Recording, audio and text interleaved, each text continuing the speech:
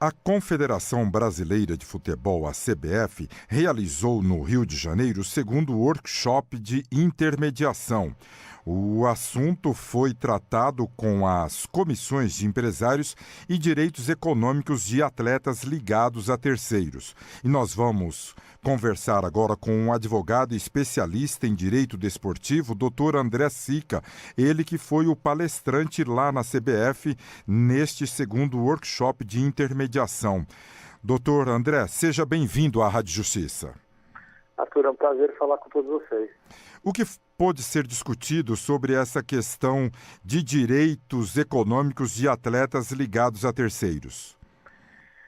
Arthur, na verdade, o que acontece é que desde 2015 a FIFA baniu o direito de terceiros de terem direitos econômicos sobre atletas. O que isso quer dizer? Quer dizer que nenhum terceiro, investidor, os chamados empresários, popularmente chamados empresários, eles podem mais deter uma parcela da taxa de transferência de um atleta. Então, se o atleta vai em clube Palmeiras para Barcelona por 10 milhões, antigamente tinham aquelas pessoas que detinham, por exemplo, 20, 30, 40% desse valor e o percentual restante ficava para o clube. Em 2015, a FIFA baniu esse direito. Então isso não pode acontecer mais. Só que ela deixou para trás um problema, que são os intermediários de atletas que chegam com atletas menores nos clubes, e os clubes não querem pagar comissão. E antigamente os clubes davam justamente esses direitos econômicos. Então o clube passou, ao invés de dar esses direitos econômicos, porque a FIFA não deixou mais, o clube passou a dar uma comissão futura, ou seja, se eu te transferir, eu te pago uma comissão. Então esse foi um dos assuntos discutidos por lá. Mas a profissão do empresário, ela continua só na intermediação? Os intermediários, na verdade, eles levaram vários nomes ao longo do tempo, né? Antigamente eles chamavam os agentes FIFA, que hoje não mais são os agentes FIFA, e a partir de 2015 eles passaram a ser chamados de intermediários e passaram a ser regulados pela CBF. Cada federação nacional passou a ser regulada. E hoje são os intermediários cadastrados na CBF. Esses intermediários, a profissão existe sim, é regulada normalmente. O problema é que existia uma dúvida se o fato de você dar uma comissão futura para um desses intermediários, ele seria uma burla ou uma violação a esse banimento dos direitos econômicos na mão de terceiros, como quis a FIFA. Então, acho que era mais ou menos essa discussão que se travou nesse workshop da CBF. Então, hoje o atleta, o jogador profissional de futebol, ele passa a ser apenas do clube desde as fases de base. Exatamente. Hoje ele só tem uma outra entidade que pode também compartilhar desses direitos econômicos, que é o outro clube que esteja nessa transferência. Portanto, por exemplo, se o Palmeiras transferiu para o Barcelona e eles querem fazer um acordo que, quando o Barcelona transferir, por exemplo, para o PSG, o Palmeiras vai ter 30% e o Barcelona vai ter 70%, isso pode, porque os dois clubes envolvidos na transferência ainda podem compartilhar esses direitos econômicos, mas um agente, um intermediário, já não pode mais. Certo. No caso do chamado empresário, que é o intermediário hoje, Dr. André Sica, ele pode indicar os jogadores para determinado clube? Ele pode, sem problema algum. A profissão deles é reconhecida, não só pelo Código Civil, mas também pelo regulamento de intermediários da própria CBF. Ele tem toda uma regulamentação própria a ser seguida. Ele pode receber comissionamento, só que ele só pode intermediar os jogadores a partir de 18 anos de idade. Isso também é algo que vem, se não me engano, desde 2011. Tá? Antes de 2011 você podia fazer com menores, depois de 2011 só com maiores. Tá? E mesmo assim, eles, apesar de poderem fazer a intermediação, eles não podem receber direitos econômicos, eles só podem receber comissão.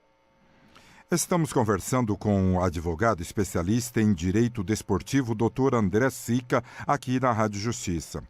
Dr. Sica, e como fica a situação deste atleta profissional? Ele é CLTista ou pessoa jurídica? Como está esta parte? Vamos lá, ele sempre, o atleta profissional, ele, por definição, ele sempre foi seletista, né? Desde a Lei Pelé, do advento da Lei Pelé, na verdade até antes da Lei Pelé, com a Lei do Atleta Profissional de 76, ele tem a profissão de atleta de futebol, ela se caracteriza por um contrato especial de trabalho, tá? Mas muitos atletas também têm uma empresa, uma pessoa jurídica, principalmente os atletas de ponta, a gente está falando de atletas de grandes clubes. Esses atletas normalmente têm também uma empresa onde recepcionam as remunerações de direito de imagem, ou seja, tudo aquilo que você comercializa da sua imagem, cede a sua imagem para uso do clube, ele é pago dentro da pessoa jurídica. Isso é reconhecido também pela própria Lei Pelé, que diz que o contrato, obviamente, de trabalho, ele tem natureza trabalhista, e o contrato de imagem, ele tem natureza civil. Doutor André Sica, recentemente o senhor esteve na Espanha, discutindo o que lá sobre esporte, sobre o futebol? Olha, essa viagem da Espanha foi muito interessante, congresso da Federação Espanhola, porque a gente conseguiu entender melhor como é que os europeus exatamente estão enxergando os mesmos temas que a gente trata no dia a dia aqui, como o próprio banimento do TPO, banimento do direito econômico na mão de terceiros, e a gente consegue perceber a ótica deles é uma ótica bem diferente da nossa. É uma ótica de quem exerce uma hipersuficiência, exerce uma supremacia no futebol. Então a gente percebe que o mundo hoje ele é regido pela ótica dos países das superpotências. Digamos, a própria Federação Inglesa, a FA, ela hoje é quem tem mais força na FIFA e é hoje quem dá mais as cartas no futebol nacional e coincidentemente internacional. E coincidentemente é a confederação que tem maiores influências no cenário. Portanto, foi bem interessante a gente debater com eles e mostrar também um pouquinho do nosso lado, um pouquinho do nosso cenário aqui, como é que a gente enxerga as fontes de receita, as fontes de financiamento do futebol nacional, e para tentar equalizar um pouquinho esse jogo. Porque há muita diferença nas legislações daqui do Brasil com a Espanha? Não há tanta porque todas as legislações voltadas ao futebol, elas têm que ser alinhadas com o ordenamento da FIFA. O ordenamento do futebol ele é um só para o mundo todo, é um ordenamento internacional. O direito esportivo, por natureza, ele sofre uma influência do direito internacional muito grande. Então você vê que todas as normas nacionais, elas têm um alinhamento muito grande com as normas FIFA. O problema é que a norma FIFA em si, ela se origina da Europa. Então ela atende muito mais à realidade europeia, à realidade rica, à realidade das superpotências, do que a realidade de um país como o nosso, ou pior, países africanos, outros países sul-americanos até mais pobres que o nosso. Conversamos com o advogado especialista em direito desportivo, doutor André Sica. Ele que foi um palestrante no segundo workshop de intermediação na CBF e falou sobre o tema comissões de empresários e direitos econômicos de atletas ligados a terceiro e também de um evento a qual ele esteve discutindo na Espanha a legislação e desportiva. Doutor André Sica, muito obrigado pelos esclarecimentos do senhor.